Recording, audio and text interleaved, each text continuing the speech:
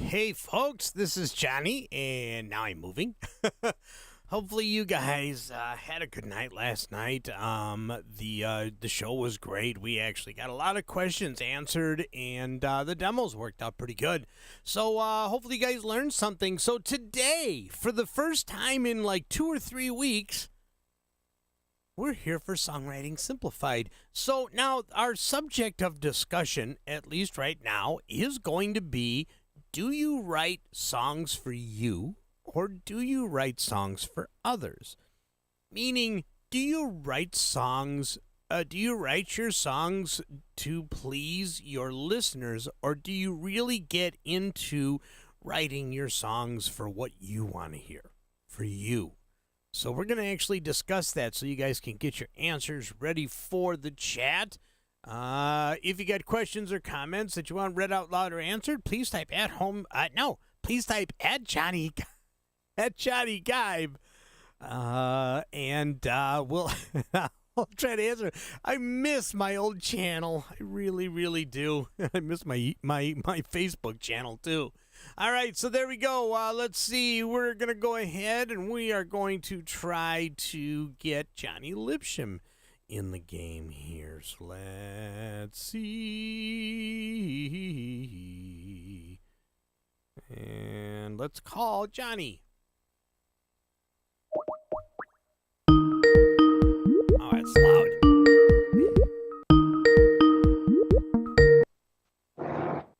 Hello. Good evening. I'm probably using the wrong mic again, aren't I? Yeah, yeah. Son of a Byzantine king. Hold on a second. Let me see if I can figure this out. There should be an easier way to do this. Hold on a second. What have I got here? There is this. There we go. No, that's sign out. Keyboard shortcuts. There we go. Settings. Dum dum dum dum dum dum. We go through this every time. Audio and video. I try to set it up beforehand, and as soon as I dial you up, it changes. That's strange. Yeah, it is. So let's see. So audio and visual. Yep. We're working here. Automatically adjust the microphone. Okay. Microphone default device. No, we want this one. How's that? That's more like it. Yeah, there we go. All right, Johnny. So, how have you been? I haven't seen you for so long. Oh, it's been a year or two. Just a wee bit of time. All right, so let's see here. So we're going to chat about who you write your songs for, and I think this is really important, especially for beginner songwriters who really don't have a direction yet. People who are just kind of writing for themselves, and then they play that first song for a close friend, and they're like, "Yeah, that's pretty good," and it's like a reluctant compliment. And then the new songwriter, he says, "Well, okay, maybe they'll like it if I do this, or maybe they'll like it if I do that." And at that point, they're no longer writing songs that they want to write. They're writing songs that they feel other people want to hear. What do you think? There's definitely an element of that happens for sure. It's a hard one because it depends upon why you're writing songs to start with. Are you writing songs because you're being employed to write them? Okay, so that's a different situation, though. It is, yeah. But it's certainly, there's an element of that there as well. But I mean, for me, whether I'm being employed to write them or or otherwise, for me, I write songs because it's fun. Well, That's the sure. first thing. Yeah. And as it stops being fun, that's when I stop doing it. Right. Right. So that's point number one. Point number two for me is I write songs because I like to amuse myself. I like to make myself laugh, and I know I'm on to something good if I have characters and I have a scenario and I have a story in my song that makes me laugh. Right. I know I'm onto a good thing, and especially if it juxtaposes nicely. We've talked about juxtaposition before. Yeah. Sure. Um, if it juxtaposes nicely with the music as well, then all the better. You get that extra, portion of contrast, which I think really helps. Uh, kind of drive home your story and sell your story to whomever your listener is going to be. I think you know if you were to talk to great songwriters like Lennon, McCartney, the Gershwin brothers, Irving Berlin, Rodgers and Hammerstein, Becker and Fagan, if you were to talk to songwriters like that, they would have maybe different points of view. But I think probably the prevailing point of view would be they're not that interested in what their audience think of them. Ah. They're more interested in writing what they find personally engaging. Yes. Yes. And And certainly, that's I think Lennon. That's true of Lennon and McCartney, and it yeah. certainly is very true of Becker and Fagan as well. Where Right. they wrote songs because they had stories to tell, Yeah. and that was it. Yeah. And Tony Cardona says, why can't people be honest when they listen to your songs and give you critical and productive criticism? Well, here's a sad truth in many cases. Some people just aren't nice, and some people just don't know how to give constructive criticism other than I don't like it, it sucks, start over. Then you have the people who feel that they can do it better than you, Hmm. and they start giving you comments like that, and nothing really constructive in it. Now, that is, again, it's a sad truth, but that's not everyone. So then there's the crowd that would love to give you something positive, but they're not sure how you take it. People who really, really respect your feelings, they're just going to say, yeah, that's good. And that doesn't help either. Now, there are people that you can pay to give you an honest opinion. I don't know if that actually works. Yeah, there you go, exactly. I unfortunately am very honest with people if I think a song is really, really bad, but I tell them what I hear that I don't like. And unfortunately, in a world that is slowly turning and starting giving out participation trophies, there's not as many losers, and people are a little more sensitive to it nowadays. So, like, if you tell somebody that they lost, sometimes this is devastating to a certain group of people. So, it's really weird how the world is changing right now. And for musicians, it can be even worse. They can say, well, I'm ready to sign you, and then find out, oh, well, they had no interest in signing you anyway. So, I think oh, yeah, that's a good point. Rebecca says, well, then if you ask your fans, sometimes fans like anything.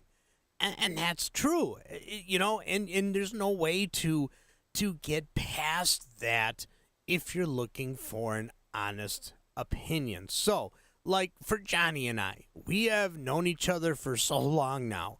And if I do something and he thinks it could be better or it doesn't sound good, he's going to tell me, and I'm going to take it as constructive criticism, and vice versa. So, but there are people out there that can't do that. Now, Johnny and I are also on different ends of the political spectrum. We can have a conversation and laugh about it, and that's just it, because it's our opinions. So yes, it can be tough to really take an opinion, to heart. but be aware of your surroundings too. There are groups, there are songwriting groups that you can join where you're going to get honest opinions and you might not like the honest opinions. So you have to be able to take criticism almost as much as people need to be honest with you and give criticism. Now, I know I yabbered a lot in that, just to get out all of the information. Johnny, can you help sort it out a little bit? I think I hope I can. Okay. Anyway. There you go. I think to be honest, as a songwriter, I have a certain group of people whom have earned the right to be straight with me and to talk very, very honestly with me. And those are the people I listen to. Yes. Because I respect them as people. I respect their talent and their experience and their knowledge. Those are the four qualifying factors. Yeah. That gives that person the right to kind of have some authoritative say in my creative output. Sure. And those are the people that aren't going to say, you know what, Johnny, that just sucks. They might say that occasionally, but they will always follow it up with, what is it about it that sucks? Because they know and that's important. That's the important part. The important thing is being able to, improve, and sometimes they will say, you know what, that's just a really bad song. You just need to go start again. And that's fine as well. That's, I will take that in bucket loads if that's the truth. But on the other hand, there are going to be people as well who they don't have that right. They haven't earned that right. But they're going to speak anyway. And, I will be respectful to them. I'll hear what they have to say. Sure. But I won't necessarily listen to them unless I think, actually, maybe there's something in that. Right. I will certainly hear them out. You know what I mean? I mean, that's kind of where I think humility is an important part of something. It's an aspect of not only life to cultivate, but I think in art, in music, in creative output, humility is a big thing that we ought to devote energy and time to pursuing, because it will help us improve not only ourselves as people, but it'll help improve the work that we do, because the work that we do will be a lot more honest. Right. And okay, so now if you set all of that aside, if you like what you've done, then remember, those are just opinions. They don't really have a bearing on what you actually end up releasing or sharing with a bunch of people and everything like that. Now, if you remember way, way back, like when the first 9 Inch Nails album came out, I remember the reviews. And all of the pop and rock music, reviewers at that time said it was, some of them went as far as to say this is just a bunch of garbage for a guy that can't even sing right and this and that. But what 9 Inch Nails did at that point is they opened up the music genre to a crowd that wasn't happy with anything else that was out there. And so, so you can take constructive criticism on your music. If you're writing for yourself and you want to share it, then take it that way. And say, I'm playing this for everybody. I don't need opinions. If you like it, if you don't, that's fine. Nobody needs the thumbs down button. If you like it, give me a thumbs up. If you don't, move on. So it makes a little bit more sense, especially if you're positive with your music. And hey, maybe you're trying to start a genre that's out there. Or maybe it's partially the music that you listen to that makes you happy as a listener, but you put in a different ingredient or an edge that you just can't find in the bands that you like. Don't let that stop you if some guy says that, you're out of here. Even if it's, you send a song to Paul McCartney and he goes, that's just his opinion. And especially for a beginner songwriter, you're looking for your genre. If you want to do Beatles style music, by all means, go ahead and do it. If you guys listen to the Monday show, we had some interesting songs come in styles that we haven't heard on the show before. This I'm trying to remember what his name was. Pardon me, I don't have my list by me. He put in some beautiful acoustic guitar instrumentals. One of them was almost 6 minutes long, and I went ahead and I played it. And I'm like, okay, I hope this doesn't bore anybody, because I love it. I love acoustic guitars and things like that. He got rave reviews from everybody. Of course, it helped that it sounded beautiful. It was produced beautifully. And I don't know if you heard it, Johnny. There was the second song I played from him had a very quiet saxophone part in it. Mm-hmm. It was gorgeous how he actually put that all together. And now, I'm getting emails and stuff. Hey, can you have that guy, make sure that guy submits every week? I want to hear more, So that's great. And just so you know, on the Subscriber Music Hour, you guys are more than welcome to send me links to where your songs are available. It's kind of hard on YouTube. And I found out too, Johnny, that if I don't monetize the Saturday night, if I don't monetize the Monday night show, anything that's posted elsewhere can't be a cover. Those I'll get a strike on. But if it's all original and they have it posted somewhere, I won't get a copyright strike. I'll get a little thing that actually says, okay, this song is published elsewhere. And on most of the stuff that I've gotten lately on the show, it says we're sharing revenue.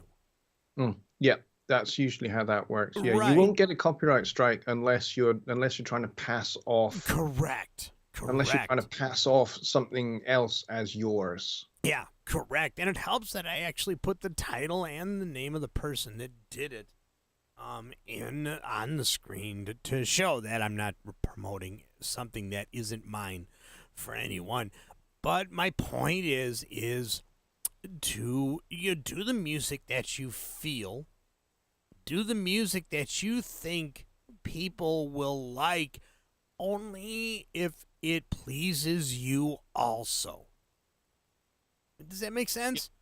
Don't just write a pop song just because you think everybody else will like it and you're like, oh man, that's the worst song I've ever done, but it's making me millions of dollars.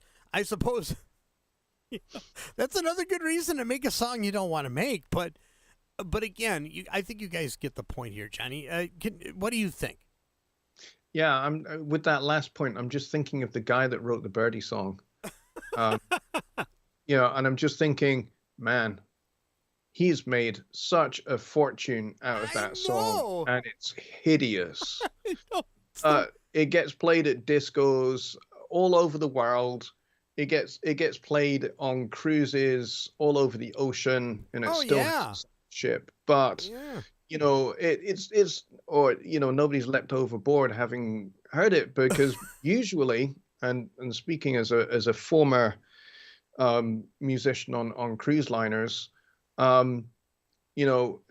it's quite late on in the night before you get to playing the Birdie song, and everybody has had considerably more alcohol than they probably should. Exactly. And they're all absolutely loving it, and I'm just sitting there playing it, going, can we do like a thrash metal version of this song? And nobody would notice. Right, exactly.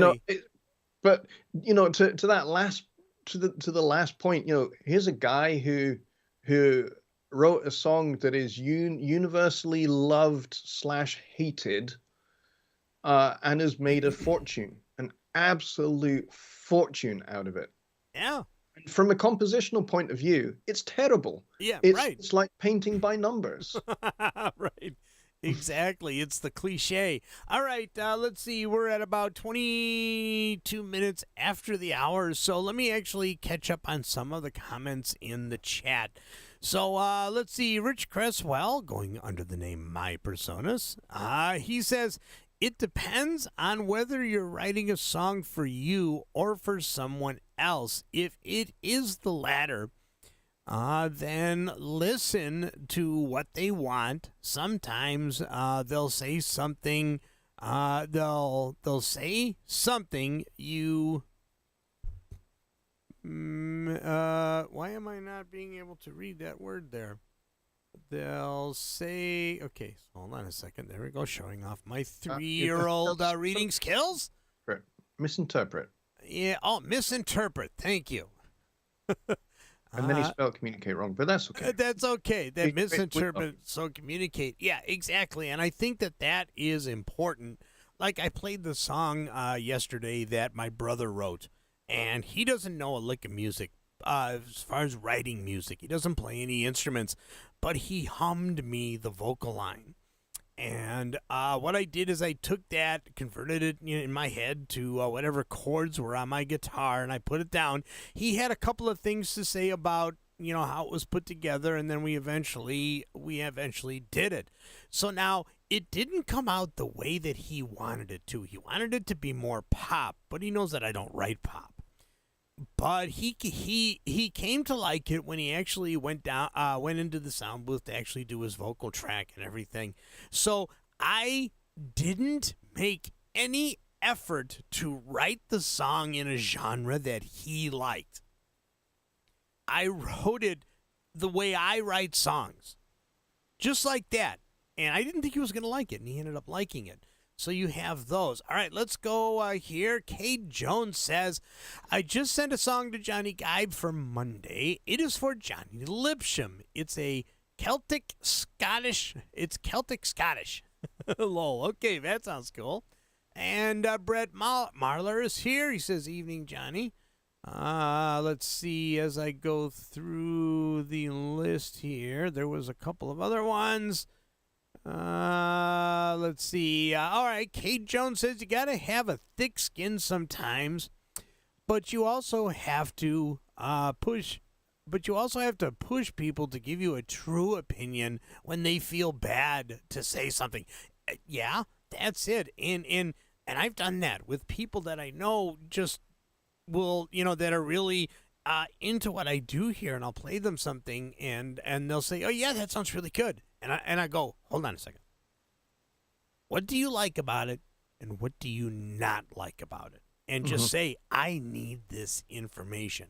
So if you really like it, this is your chance to tell me you really like it. If you don't, tell me why, because I need to know this. And usually I can get a little bit more honest opinion. Yeah, that sounded really good, but the snare was too loud. And sometimes it's just as simple as a mix perception. Yeah, I couldn't hear your voice. I couldn't understand the lyrics. And I've done that even on the Monday show. Great song, vocal sounds awesome, but you mix the vocals so well in the mix, I have no idea what you were talking about. So, comments like that, I think are really helpful.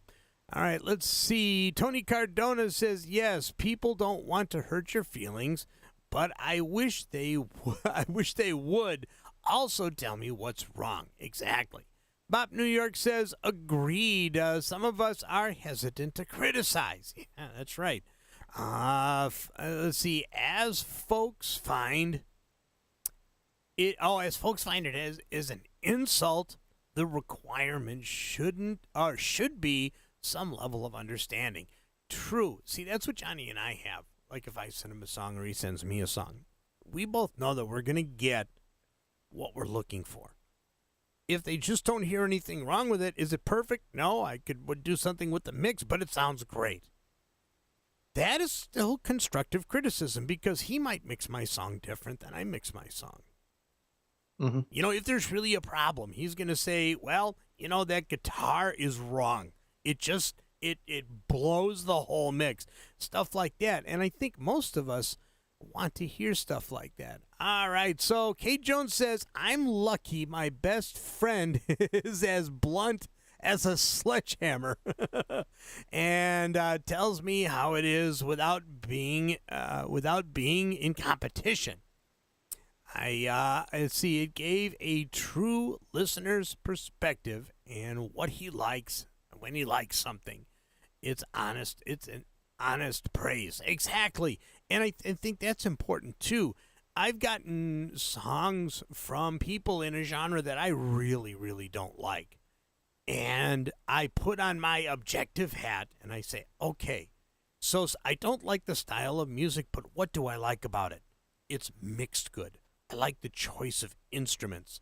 I like the way the vocals sits in there. I like the backup vocals. I like the song structure.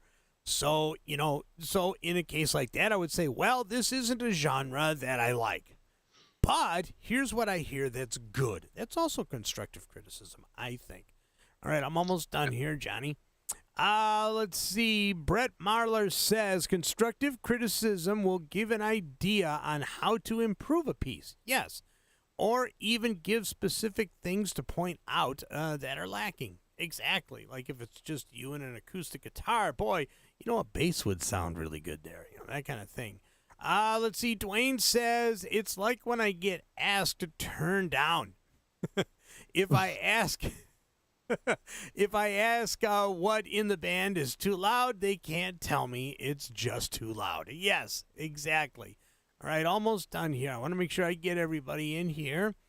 Just Bob is here. He says, I write for myself. If I worried about others' approval or disapproval, I would quit due to some deep-seated insecurities, which I don't have, but if I needed approval, then I would. And see, some people actually do that too. They're just going to write what they want to write. Lastly, here we got Bob McGraw. He says, oh, that was it. The name of the gentleman, it was Bill Hoagland. Yes, Bill Hoagland. Yeah. Oh, yes, and he said he and I grew up together, Steinbeck on the sax. Yeah, Excellent. good tunes. Yeah, very, very cool. All right, Bobby Booth, he says, if you can't take criticism, then you're in the wrong field. Boom! Yeah, he's got a point. I mean, I would have quit the music business 30 years ago if I didn't have a thick skin. You got to have a thick skin. It's a prerequisite for being a musician. Yeah. Whatever level you're at, whether you're just starting out or whether you're, full-blown professional for many, many years, you got to have a thick skin. You got to be able to take what people say with a pinch of salt. I mean, I've worked with people and who just say just the most awful things. And, I'm just like, I have to work with this person. They've just said this utterly awful thing about this vocalist, and about their performance. And I have to still work for this person because this person is ultimately going to give me a paycheck at the end of this project. So, for as much as I could say, excuse me, that is not how you talk to somebody. Yeah. Or, if that kind of vitriol is directed at me, and it has been directed at me, if I didn't have a thick skin, I'd end up going to the bathroom and wanting to flush my head down the toilet, Yeah. Give yourself a swirly. You just have to be able to brush that kind of stuff off and not take it personally. Yeah. But here is kind of where the tension is for us as creative people, because this is our music. This is our creative output. We have invested emotional energy. We've invested time. We've invested effort into making this song as good as we can make it. And then somebody comes along and tears it to shreds. And, there are two things you want to do in that instant. The first thing is you want to punch their lights out. The second thing you want to do is when they've got up off their feet is you want to tell them exactly what you think of them. But you won't get very far in the music business if you go like that. In fact, you won't get very far in life because somebody will end up killing you. Oh, yeah, but exactly. You have to be able to allow those kind of things to just, wash over you. and take what is good and let go of what is bad. Don't hold it against them. Don't hold that person you know in bitterness, Right. because that's not going to help you either. No. The thing to do is just kind of, you either don't engage with it particularly, you just walk away, or you just say thank you for expressing your opinion, I appreciate it, and that's the end of the subject. Yeah, yeah, exactly. And there's always a professional way to do things. You don't always have to, take the easy way out and say, you know what, I don't give my opinion because nobody likes it. But if it's a genre that you really don't want to speak to, it is polite to say, you know what, I really don't listen to that kind of genre, enough to really give you a good opinion. And then you can turn the question to, well, how does it sound? What do you think of the mix? What do you think of the production? And a lot of us can actually give our comments and our thoughts on a song like that. Oh, this is Elvis, by the way. Yeah, he's a cute little fella. He is, but he's shaking. He's shaking. I don't know why he's shaking. So I wanted to pick him up because he's Maybe he's just like, oh, I'm being broadcast live to the whole world. yes, this is Elvis live. Elvis live. Yeah, we ended up going back to my dad's. Elvis live from Caesar's Palace. Right. Yeah, we ended up going back to my dad's to clean out the house so that we can sell it. And I brought him. He did not want to go back in. He did not. We actually did bring him in and put him in his little bed, and that's where he stayed. But when we came home, he was excited to be back here. So I took that as a good thing. Cade says he's excited because he wants to start mixing. Yeah, there we go. There's Elvis at the mixing board. He's a good boy. He has been so good. It's good to see him adjusting so well. Yeah, it's been perfect actually. So we are very happy. All right, so let's see. It's question time. Yes, it's question time. Yeah, if you could take that one from Sean White, because I'm not close enough to my monitor to. All right, Sean says, I'm trying to write gospel music that is easy to replicate for small to average churches. That's a challenge, let me tell you. Yeah, sure. Have done it. A lot of what is done today require more than what is achievable by the above mentioned group, purpose driven. All right, so gospel music is a challenge. Writing music for church congregations as a whole is a challenge. The reason being is because you are writing for two purposes. Number one, you're writing because you're writing songs for people to engage with in a different way than you would engage with them, when you're just at home listening or you're at a concert listening. Oh, sure. It's a completely different kind of listening, and therefore it's a completely different kind of songwriting. And the other thing is, you're writing for the congregation. You're writing for the average person to be able to sing. So the vocal range is gonna be small. Yeah. You're not gonna be able to write something that has a 3-octave range. But having said that, there are old hymns out there that do have a big range. Take How Great Thou Art for an example, which has a range of an octave and a half, which is a stretch for a lot of people. But most gospel music nowadays, you got to think small because most people don't have a big range. Sure. So you got to bear that in mind. So you're writing for a large group of people, and you got to pitch it in a key that both men and women are going to be able to sing comfortably, so that men are not singing so low that it sounds like the ground is shaking, and the women are not singing so high that it's going to make all the glass in the church. Oh, that's true. Yeah, and yeah, you don't know who you're writing for in their ranges. So, what would be a good key? If you're going to write something like that, is there a favorable key for gospel music? There are a few that get used more than others. Okay. So there's the key of G, which gets used a lot. D, How Great Thou Art is in D. Yeah. A lot, but there's a lot of gospel tunes that are in G. There's a lot of gospel tunes that are actually in B flat as well. So those are kind of okay. But again, it depends upon the register of your song, Right. the range of your song. So actually finding the range and the key, that's one of the two hardest things about writing for a congregation to sing.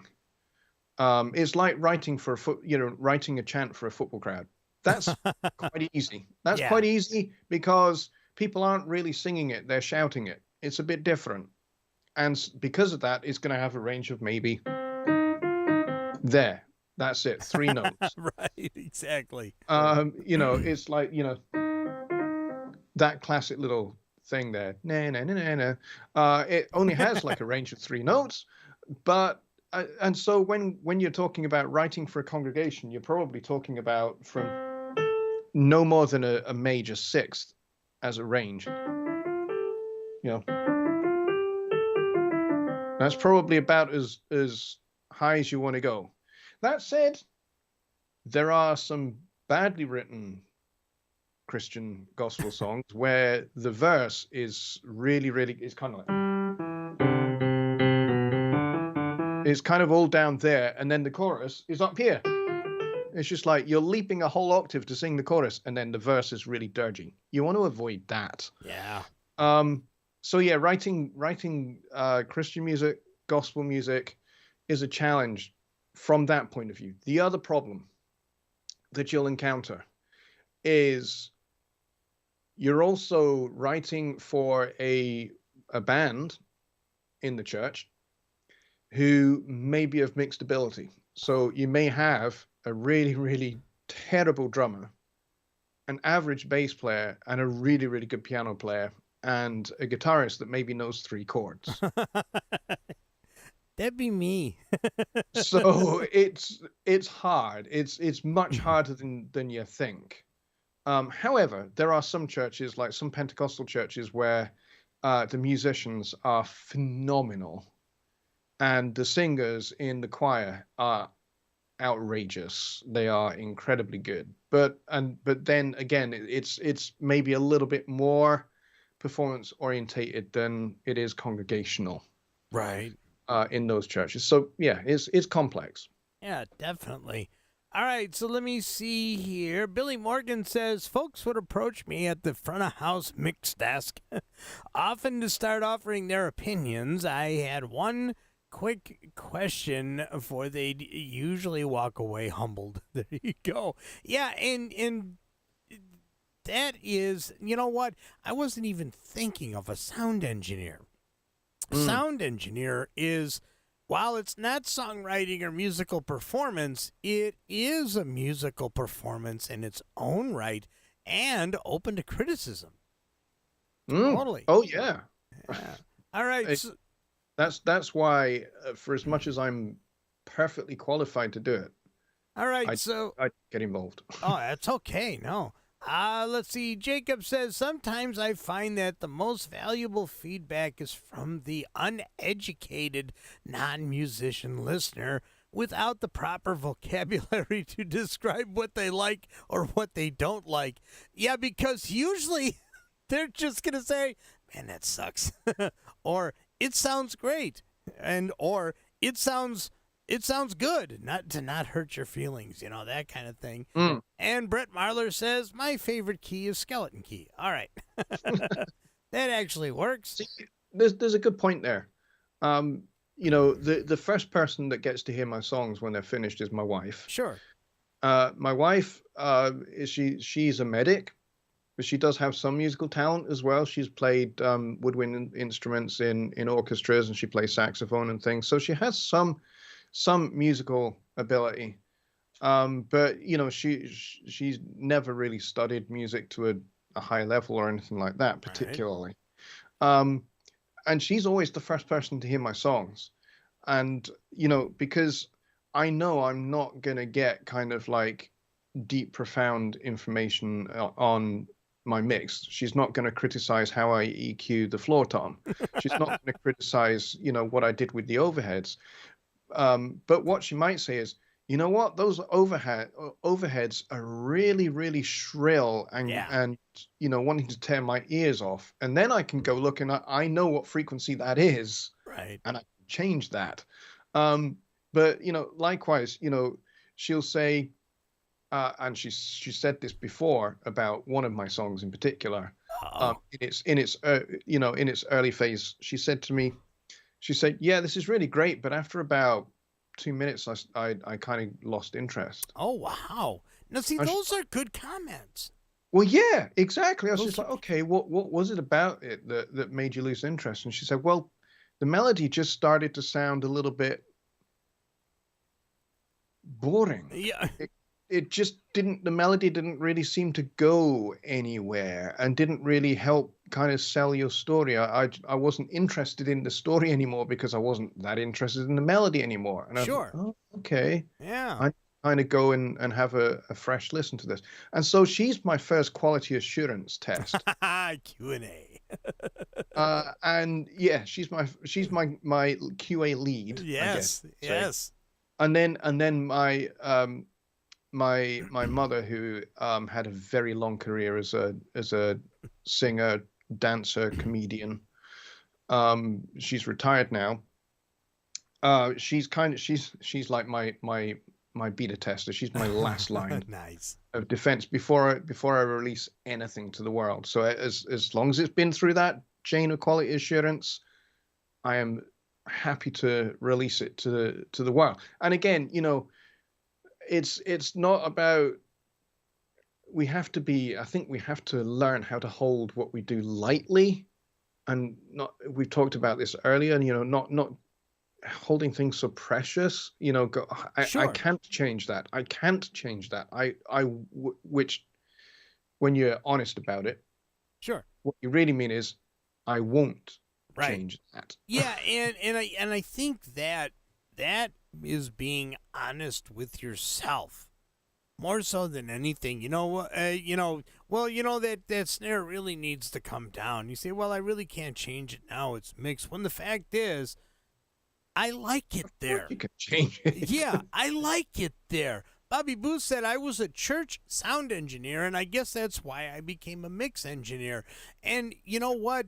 That's actually a really good example of taking a life experience and using it on your own later on. Like, I've been in bands, I've been a sound engineer, I've been a roadie and everything like that, and I started mixing other people's music just like Bobby. I was a sound engineer for a little while, and I really got into mixing, because it's a very dynamic thing when you're actually mixing a live band.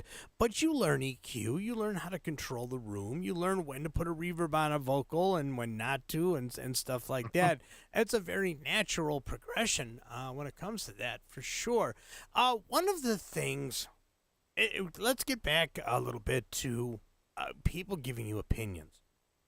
Let's turn it around. One of the things that I hated when musicians say this is, well, listeners are pretty stupid anyway.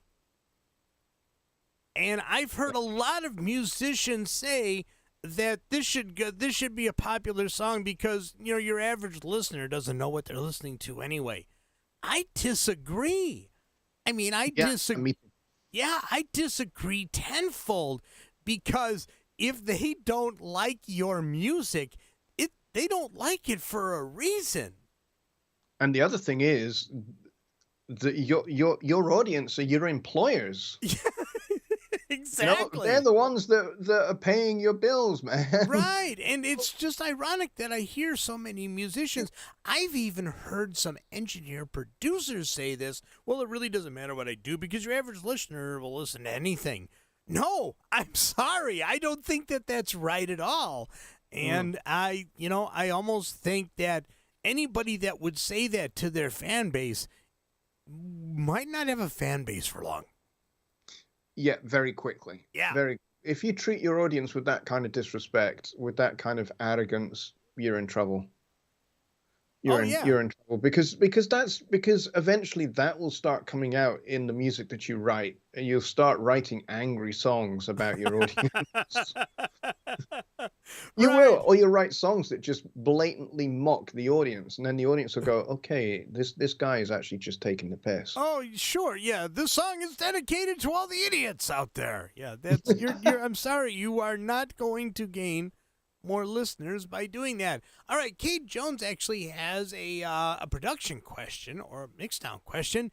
He says, "Do you know if there is an acceptable LUFS reading over -14 if you have lots of dynamics in your track? For example, orchestra, cinematic music. I find sometimes I'm a little on the low side." Okay, yeah, it's a good question. Yeah, I was about to sneeze, so I turned down the volume here. That's cool. Um, that's I'll take this, and then Okay. you can come in once you've cleared your nasal passages. I lost it. No. So, um, Go ahead. if you're writing orchestral music and cinematic music, music that's got quite a wide dynamic range, particularly modern classical music has a broad dynamic range. It can go from super quiet to super loud. Right? Um, so here's the thing. In Studio One, there is a case system metering system that's available on the master fader. It's also available in the level meter plugin as well. Um, and here's the cool thing about it is if you set it to K20, that's going to give you 20 dB of headroom. And it's going to help you attain that good final level for your master when you're working in that kind of when you're working with orchestral music in particular, because of the broad dynamic range. That's kind of what K20 really is designed for. So it's the K system was developed by Bob Katz, mastering engineer, and it works really well for kind of helping people to kind of have good control over the dynamic range of their music, and making sure that they're not kind of squashing all the dynamics out of the music. But the thing with LUFS, and I think this is where a lot of people misunderstand it, and I don't think we are particularly helped by some of the messaging about LUFS. And some of the Okay. messaging about LUFS that's out there at the moment, and a lot of it comes from misinformation about it. A lot of people go, "Oh, well, I've got to hit this target because, that's what the streaming services have. They have -14 or -13 LUFS as their normalization standards." So people go, "Okay, that's what I have to aim for. I have to aim for that target." No, it's not that it's a target. I think Ian Shepherd, fantastic mastering engineer and a good friend of mine, he said, don't think of LUFS and any particular LUFS value as a target. Think of it more as a guideline, as kind of something to steer you in the right direction, something to keep you right. It's not a target. It's not something you're going to aim for. It's kind of a road rather than a target, like a bullseye to hit. It's more like a road to keep you in a good place, and so that your music has good dynamic range, and your music has good balance and good control overall. And byproduct of that is that if you're on the road and you're holding in the center of that road, then the streaming services are not really going to do a whole lot to your music. They're certainly not going to turn it down. And even if they do turn it down, if they're only turning it down by, 1 dB, 1 LU or 1 dB, it's not a big deal. It's only really a big deal if they're turning you down by like 8, 9, 10 dB. or LUFS. If they're turning you down by that much, then that means your dynamic range is going from here to here. Right.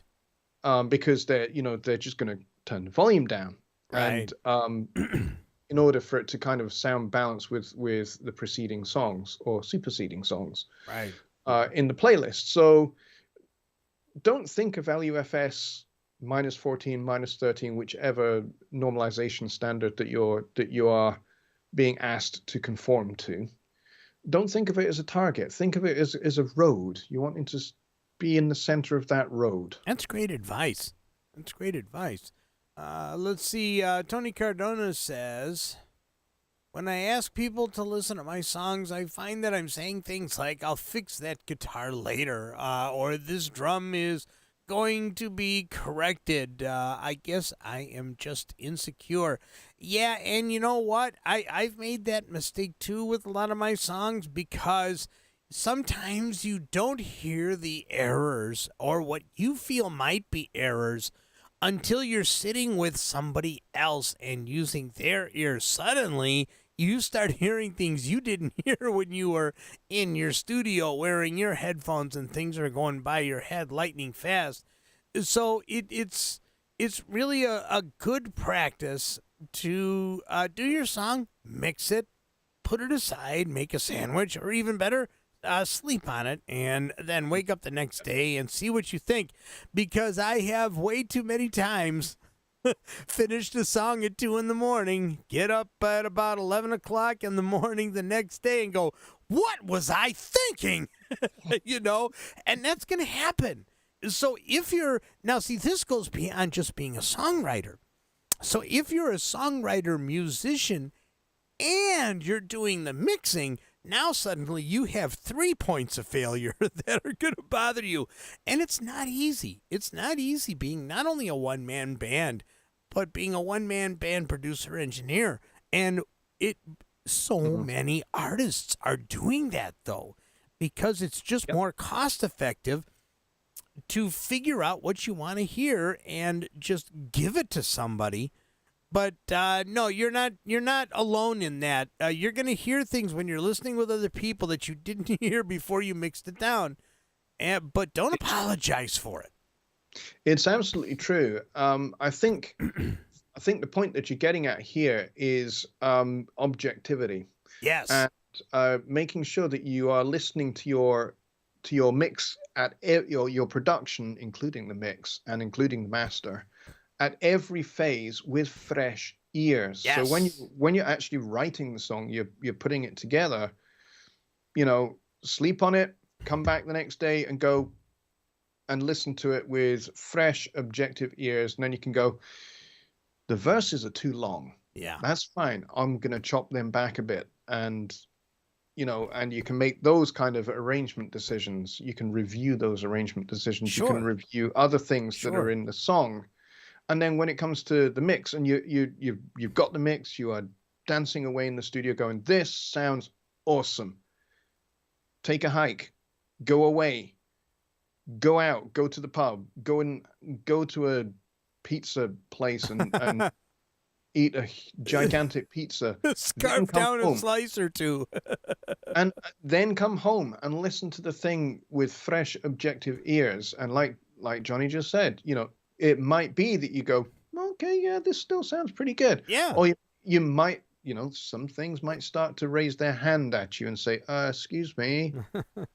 And that's when you need to, okay, I'm not done yet. I'm not done yet. Exactly. The minute that you tell yourself, I have to finish this song now, you've lost. Well, you can end up just pushing it too far because you just go, I'm just going to tweak this. I'm just going to tweak that. I'm just going to tweak this. And then before you know it, you've gone on for an extra 2 hours mixing the song, and you've mixed the life out of the thing. How many of us have done that? Okay, my song is awesome.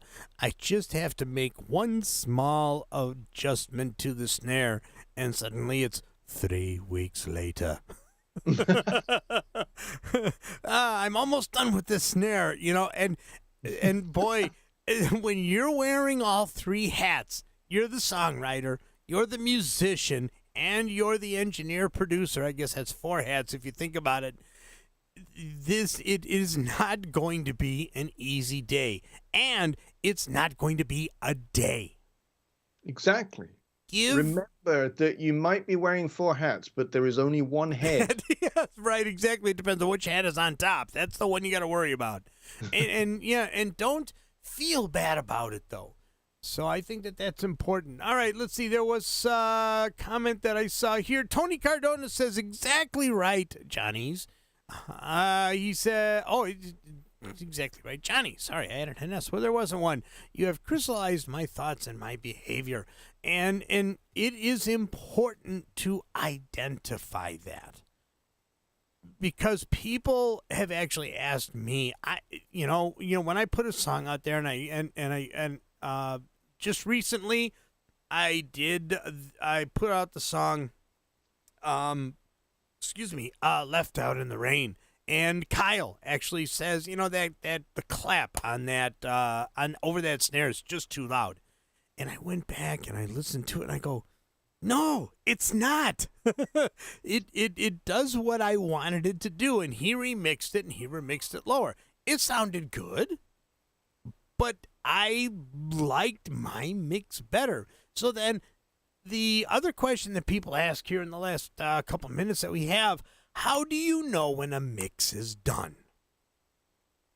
And I've had people ask me, Johnny, do you are the mixes that you put out there, did you consider them done? I don't know if I'm just weird this way, but yes, any mix that I've played for you guys, I'm done. That's as good as it's going to get.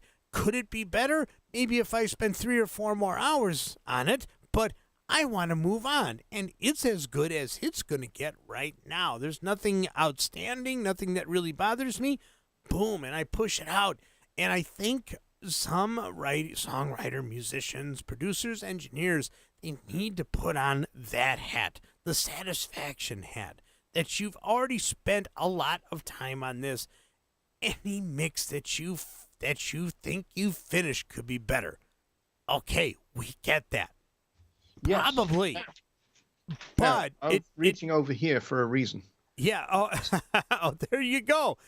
And I have this. There's a reason why I have this. Okay, share it. Not only does it contain, scribbled down ideas for songs and that kind of thing, and mapped out charts and that kind of thing. Not only does it contain that, but also for every phase of working through my songs, I keep a list. And what I do is I go to the back of the room. I play the song from start to finish. The rule is I'm not allowed to touch the controls at all. Even if you want to. Even if I want to. I go to the back of the room with my trusty pen, precise branded product placement, and my notepad. You did that on purpose. And I stand at the back of the room and I make some notes about things that stand out. Right. That need addressed. And I do this several times. So when I'm talking about the song and the song, the arrangement, the song itself, then I do this several times until I'm standing at the back of the room and I'm not making any notes at all. Right. Oh, and all the notes that I have made are all crossed out because I've done them all. Right. And the other thing that I do is I do that on night 1, and then I hide that list, and then the next night I do it again. And then I compare the notes. Did I hear the same thing tonight as I heard last night? Have I gotten used to the mix, or do I really need to change a certain thing? And in the 2 nights and the 2 sets of notes, the things that are identical are the ones that I'll address. Mm-hmm. Another weird way that I mix. Right? It is, and there is a degree to which you would say, okay, a work is never done, but what we're talking about is how you can actually finalize something so it's ready to push out the door. Sure, right, exactly. Whilst also being able to apply some critical thinking to what the work that you've done, so that I'm pushing it out the door. There's no going back. It's gone. It's out the door. I cannot change it. But if I listen to this in another environment, or I hear it on the radio, which does happen to me from time to time, I do hear my own songs on the radio, and I go, oh shit, that's my song. That's So that does happen occasionally. And when it does, I'll sometimes listen to it and I'll go, I could maybe do better with the horn arranging. And those are the kind of things where I'll go, that's for next time. right. My persona says, step back from the console or the kitty gets it. There you go. Threaten yourself. My persona's, lastly, he says, let's see. Here's a good topic.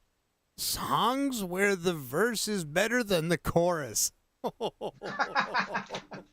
Yeah, I can think of a couple of Beatles songs where that's true. All right, it's a little after 7. I do have to get going. Thank you guys for coming in. We had 32 in here at one point. There is a Studio One meetup, and I think somebody put the link to it. Billy, if you could put that link up again. Yeah. Yeah, that would be cool. So please go ahead and hit that. Johnny, thank you for, as always, all of your knowledge. Dude, it's good to be back. Oh, I am so glad we're back. That's for sure. Oh, it's so good to have somebody to talk to. Yeah, I love my audience, and I don't mind doing the shows on my own, but you know what? There's just a dynamic when I'm able to just talk to somebody else. right. It's great. Yes, and I'm glad I can do this again. Boy, I missed it for sure.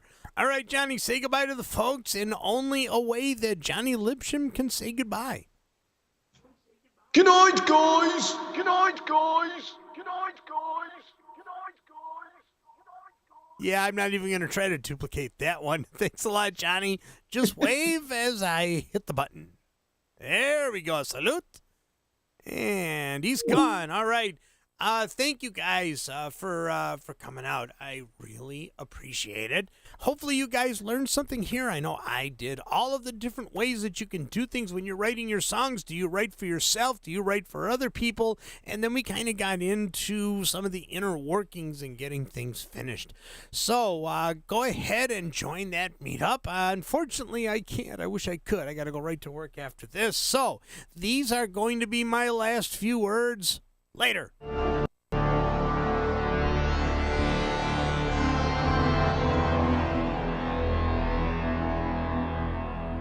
HST Alps Media Advantage.